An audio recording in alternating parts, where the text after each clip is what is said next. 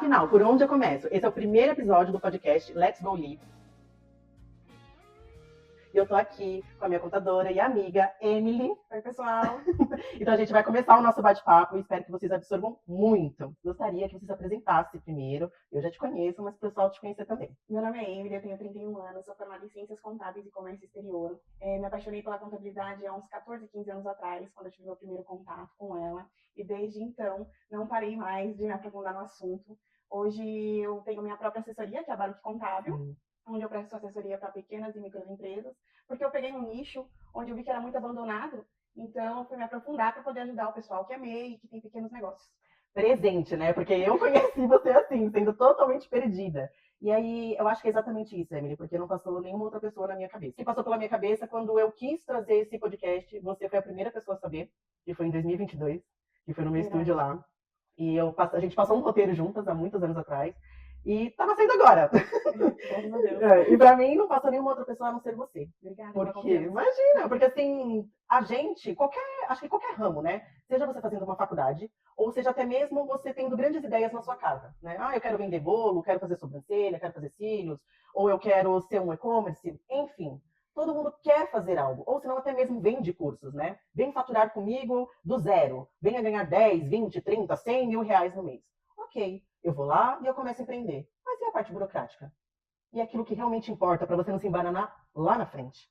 E os impostos e tudo mais. Então, afinal de contas, por onde a pessoa começa? Ela teve uma ideia.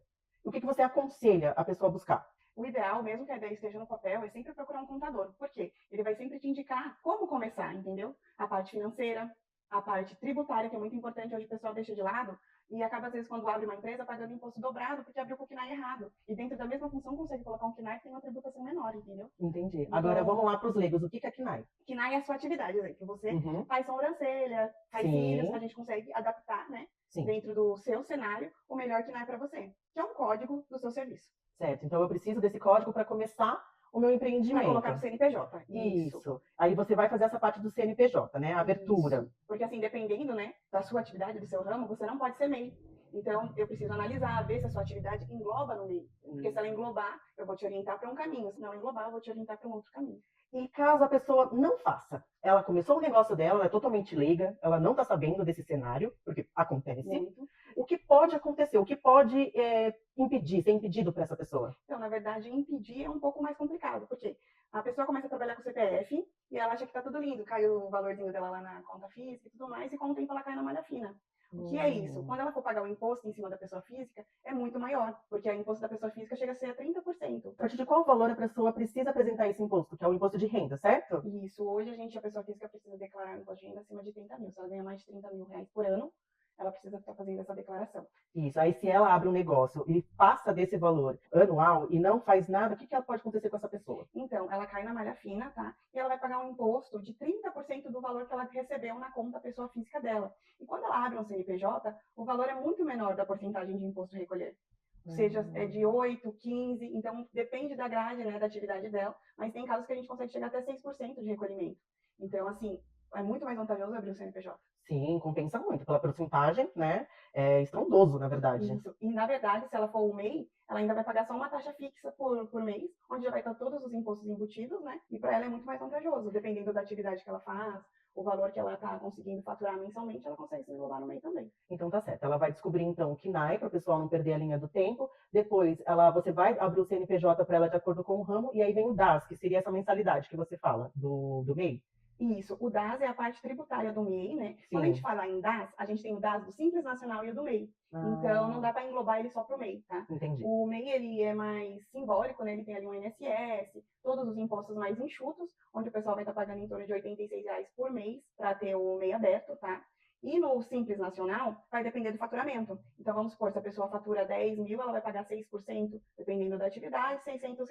Vai vir um DAS também, onde vai estar todos os impostos, menos o INSS. Entendi.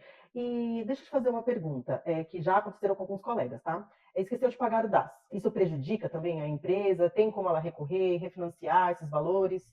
O ideal é sempre pagar mensalmente certinho, mas vamos supor, se esqueceu. Um mês a gente consegue recalcular, coloca os juros ali e a pessoa paga. Sim. Com o tempo, se ela deixa muitos meses sem pagar, corre o risco de ela perder o MEI, e se ela já tiver o Simples Nacional, perder o Simples Nacional também, porque eles são excluídos automaticamente, dependendo do tempo em atraso.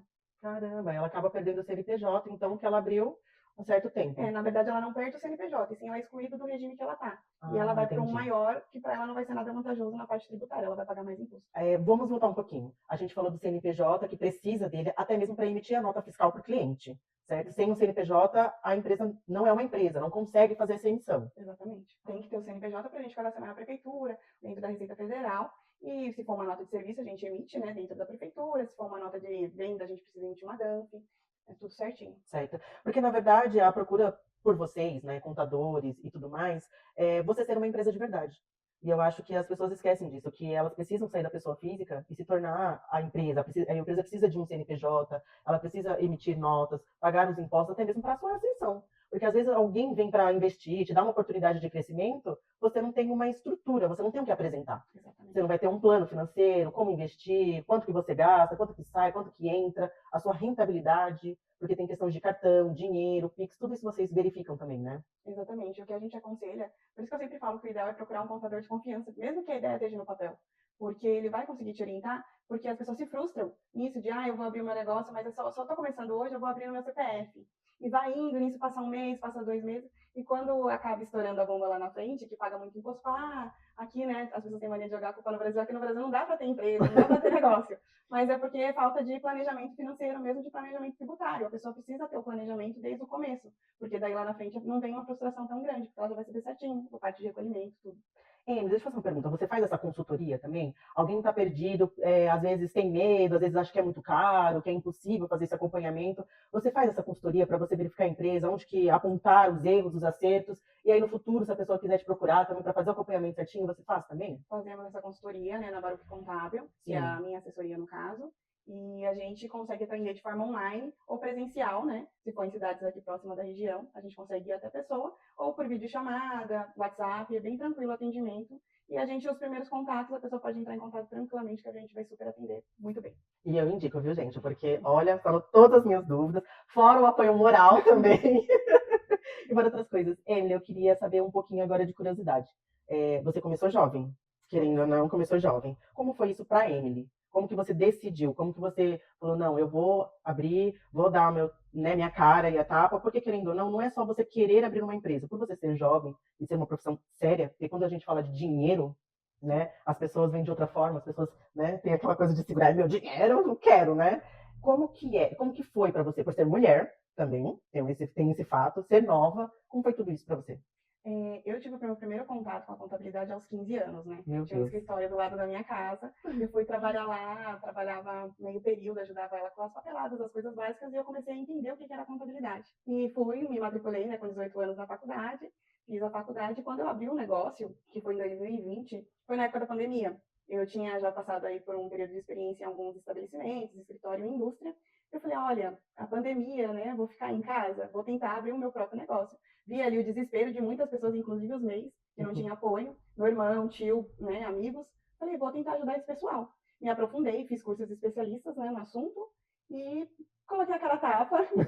No começo pra gente, né, as pessoas, principalmente quando a gente é mulher, eu acho, tem um pé atrás, porque procuram um escritório renomeado já, Sim. né, que já tem alguém ali à frente, mas graças a Deus, Deus tem abençoado, né, o conhecimento também a gente vai adquirindo dia a dia, né, não pode deixar de lado.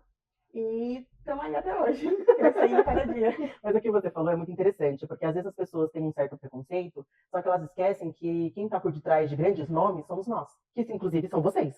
É Né? Quem está em franquia, tudo, são pessoas que estão ali com toda a experiência. É claro, tem gente que não segue um padrão, não consegue agregar coisas, mas aí vai de cada pessoa. Mas quem realmente quer aprender, cria aquela bagagem, leva para si, né? E aí você consegue ter essa experiência e tentar acrescentar com outras coisas também. É aquilo, né? Por mais que eu sou jovem, né? Comecei muito cedo, comecei com medo e fui com medo mesmo, né? Eu deixei o medo me dominar. Eu analisei o cenário, fui abrir meu CNPJ e fui na fé, porque a gente não pode deixar o medo também dominar a gente. Tem pessoas que falam, não vai dar certo, mas você tem que tentar, você tem que arriscar, porque você tem que conhecer o seu público, a sua plateia, né? Se eles vão adquirir o seu serviço. Quando a gente está no CLT e vê um empreendedor, a gente acha impossível, na verdade.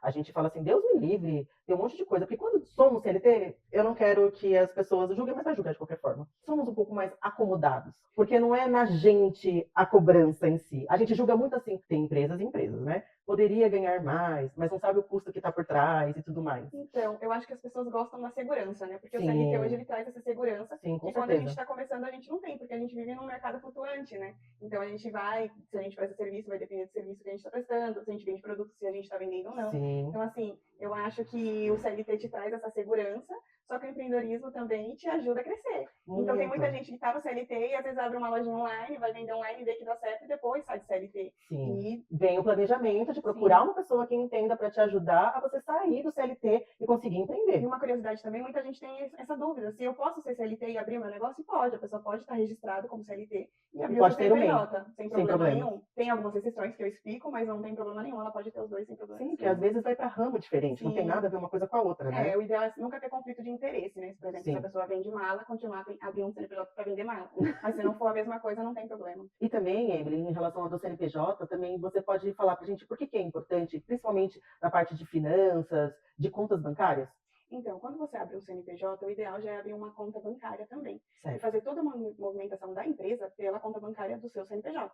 Tanto as suas entradas quanto as suas saídas. Porque é através disso que você vai saber também o seu lucro certo, né? A gente consegue fazer suas demonstrações contábeis e fiscais. Futuramente, se você precisar de um financiamento, um empréstimo, você consegue, porque o banco vai ver a sua movimentação bancária. As pessoas, às vezes, pagam as despesas delas pessoais pela conta bancária do CNPJ. E é um erro gigante, assim, acontece muito. E a gente não indica, a gente sempre aconselha a não misturar conta pessoa física com pessoa jurídica. Porque as pessoas acham que, às vezes, eu não tenho retorno, eu não tenho lucro da minha empresa. Mas ela está pagando lá, às vezes, o aluguel da sua casa, né? Sua compra do mês ou outras contas pessoais pela sua conta bancária jurídica. Então, ela nunca consegue ter o retorno 100% do que ela está tendo, porque ela está misturando, né, a pessoa física e a jurídica. Quando você abre um CNPJ, a pessoa jurídica é uma entidade, né, que a gente fala. Sim. Então, você tem que ter o seu prolabore mensal. Então, mensalmente, você tem que ter o seu salário que você tira por mês e manda para sua conta física. Não pode misturar um e o outro. Certo? Até mesmo que você não consegue ver quanto que você lucra, né? Você não vê o dinheiro, se você se movimenta só com uma conta. Tanto se você fizer sem o CNPJ, tudo no fisco fica tudo embolado, você não sabe o que é seu e o que foi que você gastou de investimento, ou o que foi entregue a você, ou até mesmo na PJ. Separar a pessoa física da jurídica totalmente. Isso, e daí quando você pedir para o contador fazer as suas demonstrações, ele não vai conseguir, porque vai ter muita coisa pessoal. Ele vai fazer, mas vai ficar uma demonstração errônea, né? Porque não vai estar as informações 100% da empresa, vai ter coisa pessoal lá, e é onde vai vir essa frustração, achando que você não teve lucro, não teve nenhum retorno com o que você está trabalhando. E uma outra curiosidade, eu sou MEI, tá crescendo a minha empresa, né? E eu tô precisando de ajuda, preciso contratar alguém. É possível isso? É possível. Hoje o MEI tem direito de contratar um funcionário, tá? Certo. Aí a gente sempre analisa o piso salarial daquela função e a gente faz o registro do funcionário. Então o MEI ele pode fazer Uma uma contratação. contratação. Ah, que legal. E aí, por exemplo, se eu precisar de um freelance, se não for algo contínuo, eu posso também ou não? Se junto com, por exemplo, eu tenho uma contratação CLT, eu sou MEI, eu tenho uma contratação CLT, e aí o movimento está crescendo mais um pouco, mas ainda não estou naquela estabilidade, não tenho certeza ainda na parte contábil. Se eu precisar de um freelance, sei lá, 2 vezes por dia, eu não sei se esse é o tempo correto. 2 vezes por Do semana? freelance. É 2 vezes, isso, perdão, falei errado, 2 vezes por semana. Pode? Então, se o freelance, né, ele não vai ter acima de 3 dias seguidos, ele pode estar trabalhando como freelance. Certo. E uma outra curiosidade, eu sou MEI, pode fazer participação também outra pessoa PJ junto comigo? Precisa de algum tipo de contrato ou não? Não, não. Ou você abre uma sociedade e muda seu MEI para um simples nacional, né, onde a gente vai mudar o regime e você vai ter uma sócia, ou você faz um contrato de prestação de serviço, mas lembrando que o prestador de serviço ele não pode ter horário para entrar nem horário para sair. Nada pode ser cobrado. Nada pode ser cobrado, exatamente. Tá certo. Então, eu vou dar um exemplo. Tô aqui no estúdio, entra uma outra menina com um PJ, então precisa desse, como se fosse um acordo, um contrato. É um contrato onde ela vai estar mostrando que ela vai ser prestadora de serviço no mesmo ambiente que você, Certo. e ela não vai ter horário para entrar, não vai ter horário para sair, porque ela é prestadora de serviço apenas. E isso vale em qualquer ramo, qualquer segmento. Qualquer ramo. E caso a pessoa exija, você é PJ, porque tem algumas empresas que estão desfazendo do CLT, até mesmo por custos, né? Que não é muito correto, digamos assim, mas para as pessoas prestarem atenção também, né? Porque às vezes a gente é leiga e acha que tá tudo certo, e não tá. Eu estou trabalhando para uma empresa, a empresa exige que eu seja PJ. Se ela exige horário para entrar, para sair, almoço e tudo, vira vínculo trabalhício e futuramente a empresa corre o risco de tomar um processo trabalhista. Fiquem atentos, gente. Porque não pode, não pode. A partir do momento que você é prestador de serviço, você não tem que bater ponto e você não precisa ter horário, eu tenho que entrar às 8, sair às 6, fazer 1 hora de almoço. Não, você é prestador de serviço para aquela empresa. Você não tem vínculo trabalhista. Você vai lá, presta seu serviço e vai embora. Bom, a gente falou sobre várias coisas, né? E eu gostaria que você respondesse a Emily com pitadas do seu profissional, com temperos do profissional. Como empreender? Uma dica para quem está começando, para quem está em casa, está ali no papel, está pesquisando, está conversando com o chat GPT. Fala pro pessoal que não adianta fazer contabilidade com o chat GPT. Vai dar ruim. Então, como empreender? Como dar passos? Porque, querendo ou não, você é uma empreendedora também, né? Eu acho que o principal é ter coragem. A gente tem que ter coragem, arriscar, né? Pegar o seu sonho, porque todo mundo tem esse sonho de empreender e fica com medo. Então, você tem muita chance de dar certo. Ah, mas e se der errado? Mas e a chance de dar certo? Tudo é 50-50 e a chance de dar certo. Então você tem que olhar para o lado positivo também. Ah, eu tenho medo, né? As pessoas têm medo às vezes de sair do CLT. Arrisca num período que você não está no CLT. Ah, eu vou vender bolo. Faz para vender no final de semana. Ah, eu vou vender doce. Vende no seu trabalho mesmo. Às vezes você consegue uma renda extra. Eu acho que todo mundo tem que arriscar se é o seu sonho, porque às vezes a partir disso você consegue abrir uma loja grande. Sim, muitos começaram assim. Muitos começaram assim. Né? Eu posso contar um segredo para eles? Pode. Não sei se você me permite, né? Você começou a empreender na faculdade. Pelo menos quando você me contar um pouco das suas particularidades, né? Você quer falar um pouquinho disso? Exatamente. Eu comecei, na verdade, quando eu me vi, né, na faculdade, eu fiquei desesperada para pagar a mensalidade, né, que era alta da contabilidade. Eu fui vender trufa. Então eu vendia trufa, depois na época de Páscoa eu vendia ovos de Páscoa, né? Então foi basicamente assim que eu consegui pagar ali.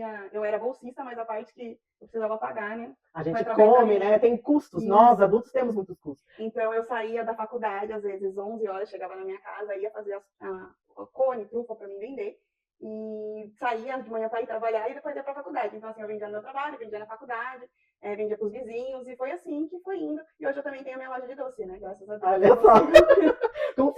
Gente, como que pode? Eu falo que empreendedor é muito louco. Oi, Emily, deixa eu fazer só mais uma pergunta. E assim, a gente se conhece, né? Se tornou meio que cliente, depois eu me tornei cliente, e aí quando a gente vai ver já vira uma amizade, e a gente nem sabe mais o que é. Já é família, já. A gente já fala que é família. Então, gente, quem precisar, eu vou deixar o @ aqui, os contatos dessa maravilhosa, tanto para fazer consultoria, tanto quanto para ser parte da Baruch, né? Que é uma empresa séria, tudo. Estou aqui, sou cliente há 6 anos. Comecei aí firme e forte, ela que sempre puxa a minha orelha, não vou falar nada, de alguns erros cometidos, da onde surgiram as perguntas, né? Só puxando de orelhas bons. Sim, muito bons, e que me tornou outra pessoa. Eu agradeço, de coração. Ô, Emily, tem alguma novidade do mundo do meio que vai sair pro ano que vem? Alguma coisa que a gente precisa ficar atento? Então, agora é bom todos os meios se atentarem, porque muita gente usa a conta, né, da pessoa física e da jurídica. O MEI ele pode faturar anualmente até 81 mil, ou seja, na conta pessoa jurídica pode entrar até 81 mil sem que ele pague mais nada de imposto.